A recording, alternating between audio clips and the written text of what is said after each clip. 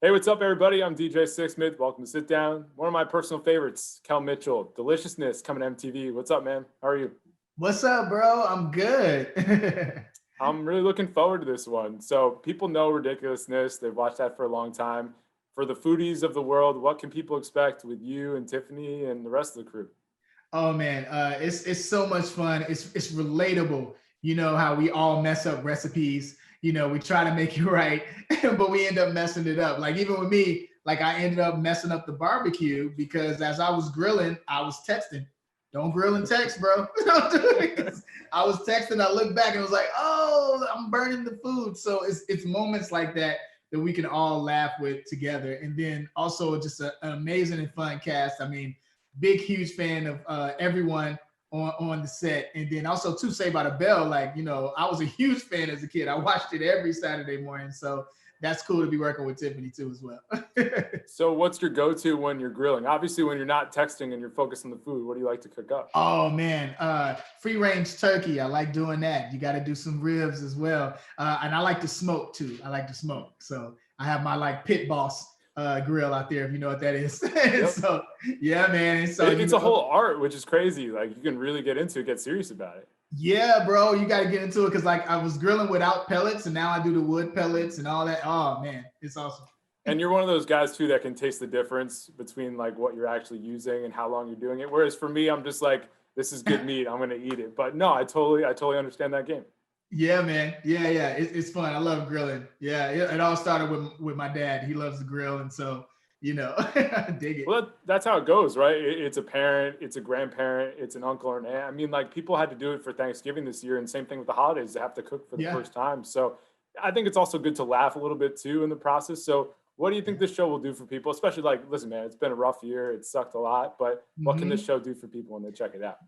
You hit it right on the nose, man. It's bringing that joy, especially during the holidays, and families are getting together, and we can't get together with everybody at one house like we always do. So now we're on Zoom and things like that. So it's super cool to like watch this on television and even watch it with your Zoom on. You can do that, everybody. Turn on your Zoom and watch it, and it's gonna bring some smiles to people's faces. It's super funny. It's crazy the videos that you see with people slipping and falling and and dropping the dish that was made for the holiday that everybody was going to eat, like the mac and cheese. Mm-hmm. There's one video of a guy, he doesn't use his mittens, and he ends up just getting it out of the stove and burns his hand, and the mac and cheese is gone. Everybody loves mac and cheese. And you think about how much time goes in that too, and you're just like, oh man, like that's the last thing you want to have happen. But people love food, people love to celebrate. You mentioned grilling with your dad. Take me back to growing up in Chicago. What kind of kid were Yeah. you, and what were some of the foods that you were into as well at that point? Oh man, Chicago. We love to eat. My grandma and my aunties, they love to bake, and so they used to have like baking wars that was really really cool on the holidays. So when we get there, you'll have the sweet potato pie, but different sweet potato pies because everybody makes it differently. And so it's like, and their whole thing is like, who made it better?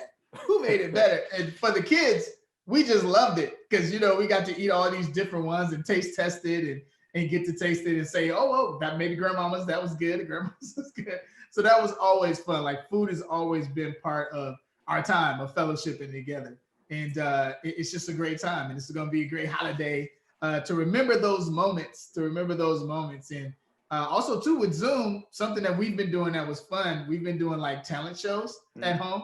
So I did that with my baby's baby shower. My son was just born, so I'm super excited about that. That's So awesome, we did a talent show for the baby shower. So just giving ideas out there for people, so you're not just watching people eat during the Zoom. man. Well, you've been performing for a long time, man. When you think about growing up, who are the inspirations for you? Like you're a kid in Chicago before you're doing all that and everything. Who are your people? Who are my people that I like looked up to when I Yeah. was a kid? Oh, Eddie Murphy, super super funny. Martin Lawrence, that's another celebrity that was super great. That I just love to watch in physical comedy and stuff like that. Jim Carrey, the list could go on and on and on and on. Yeah. It's really interesting. You mentioned all those people and, thinking about all the stuff you've done, but especially all that in Keenan and Kel, you can kind of see bits and pieces of all those different performers. So once you started doing that stuff, what was it like to make your own style and really put your own stamp on it? Man, I loved it, like putting it all together. Like now that I'm older, I can like really see the different style. And it's funny, like I remember I saw a buddy of mine hit me up and he was like, man, I'm going on an audition. And they're like, we want a Kel Mitchell type. It comes full circle. It comes full circle. And I was just like, I was honored. I was like, first I was like, they could just call me. But then I was, but then I was honored that it was like, okay, they know my style. So that's cool.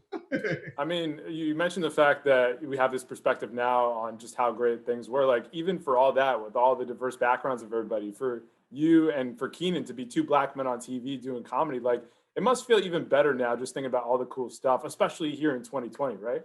Yeah, bro. And to be able to now executive produce the reboot of all that and, you know, have another very diverse cast in the new reboot. And so these kids are amazing and we've been able to give them great advice and it's just awesome. It's awesome. Yeah. Yeah, it's really cool that you can influence the next generation. And even for you, like, how the hell are you doing Keenan and Kel and all that at the same time? Like, that must have been a beast. And also just trying to be a kid and grow up. Yeah, man, it was serious at the time. I remember when we started doing Keenan and Kel and all that back to back and doing it at the same time sometimes. And also school, because Keenan and I both, we really wanted to stay enrolled in our schools. Some of the other kids were like, well, I'll just be tutored. But we were like, no, we want to have the full experience until we couldn't have it anymore because we got too famous. But we enjoyed really doing that, you know, and it was some things to juggle. But at the time, we were just doing it. We were just like super excited to be blessed to have this moment happen. And I think we were just enjoying it all. Yeah. How long did you guys last in school before you're like, all right, we've kind of blown up a little bit too much?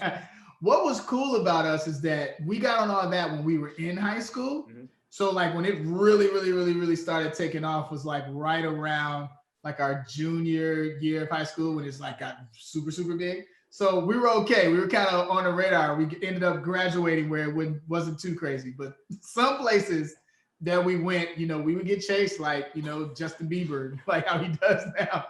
It was pretty crazy. Yeah. I mean, I'm sure when Good Burger came out too, that just kind of took things to a whole new level. So just paint the picture for the audience, you know, how did that all come together and what was it like to see it, you know, in movie theaters around the country? Oh man, like so Good Burger was my first big movie. I got some movies before that, but my first big movie was Good Burger. And Keenan had already done Mighty Ducks. So, but when we got that was just like, oh man, because it was just like this character. And I did the Ed voice in my audition. You know what I mean? So to now see it like take off, and then now this big movie. And I remember this big moment Keenan and I always talk about was that we were driving down Sunset and they had this huge billboard of us. And it was a cutout on top of the building of us just like surfing on the pickles. You know what I mean? Over the cars. And we all got out with our families, took pictures and stuff like that. And it was just those moments like that. They were just like, wow, this is cool. This is really taken off. And no one knew how big all that would be. You know, it was supposed to be a special. So right. we didn't know that. And it was the turn from a special to now we were shooting the seasons of the show and the show blew up. And it's very humbling now that people still, it has a special place in their hearts, you know? Yeah, it's really cool that it has legs all these years later. And I think another really interesting thing is that you hear about, you know, kid actors and actors in their teenage years, like they're kind of solo and doing it on their own, but you had Keenan, you had all these other people that you're working with. How important was that for you just to have some semblance of like a regular life and just to be able to bounce stuff off other people besides yourself? Yeah, man, it was really cool, especially because like being on all that, you had a sketch comedy. So I got to play a whole bunch of different characters because I talked to some like child teen stars and they're like, oh, like they're not into being talked about their character a lot. You know, like they just want to kind of like forget about it. But for me, it was cool because I got to play so many different characters. It was kind of like, oh, I don't mind talking about Ed. I don't mind talking about Coach Cretin and all that stuff. And then to have Keenan and Kel was also cool too, because that was like a sitcom element that felt like Fresh Prince of Bel-Air and that type of thing. And so we really had a brotherhood because it was like, we're on all that doing these crazy sketches. And then we also are, you know, how we do behind the scenes, doing this on stage for the Keenan and Kel show. So yeah, it was awesome dynamic. It was pretty cool. That's Yeah. awesome to hear, man. You've obviously been doing things, for such a long time. What has been the key for you in just staying consistent? I mean, even adapting and becoming an executive producer and doing a show like this, how do you keep it going all these years later? Yeah, man. I would definitely say, man, my faith in God, that's definitely helped me. And just and keeping that joy, man, keeping that peace, and always like be a sponge. That's the thing too. Like, as you get older, some entertainers be like, I know it all and stuff like that. No, like I like to learn from everybody on set, oldest, youngest, all that stuff. There's so many new things that you can learn. And you're there for a reason. You know what I mean? You meet people for a reason. And so I'm all about that, and so that everybody has like a fun time and experiencing it. And the things that you learn along the journey, even outside of entertainment, just adulting, and the things that you learn through life and that you can help others after you learn it. That's what it's all about. I mean, listen, man, adulting is already hard enough. To try and do it in show business is a whole different level. So what would you say Yeah. are some of the biggest challenges you've had to overcome when you think about the totality of your career? Yeah, well, one thing that I told the kids, like for the new all that, I remember the first time I met them, I was like, I got to tell them something that I wish someone would have told me. And so when I walked in there, I told them, remember that you were great before this show. All right. So God made everyone great in the womb. So you're already great. So it's not the show that defines you that's making you great. This is just one part of your journey in life, one part of your career. So just separate the character from who you really are. And I feel like a lot of times entertainers kind of like don't do that. It's like they're all just hugging on to the character. And so when that job stops or it moves on to somewhere else, it's like, what do I do? And it's like, no, have a good sense of self and know that this is a job, and there's going to be other jobs after that. Yeah. I mean, we also hug those characters. We can really put people in boxes and pigeonhole them, and that makes it harder, right? Because you do all this great stuff, and then you're just trying to get on to the next thing, but we're still talking about the other stuff. So when Yeah. you think about what you just said, like, how did that become real life for you? Like, when did you realize, like, my sense of self is the most important thing, and I Yeah. am great outside of all this stuff that I've done? Yeah, that took time because we see it all the time with mental health and with entertainers going through some things. And for me, it was a thing of like trying to navigate, as a teenager, like, does this person like me for me, or is it just that they just like me because of the character? You know what I mean? And so you have trust issues at that point. You know what I mean, and things of that nature. And then things that you might have been dealing with in your past, or choices you made and mistakes you made, and you don't want everybody to know what's going on because you also have the celebrity light too to show you as well. So it's things that you have to deal with. You know what I mean?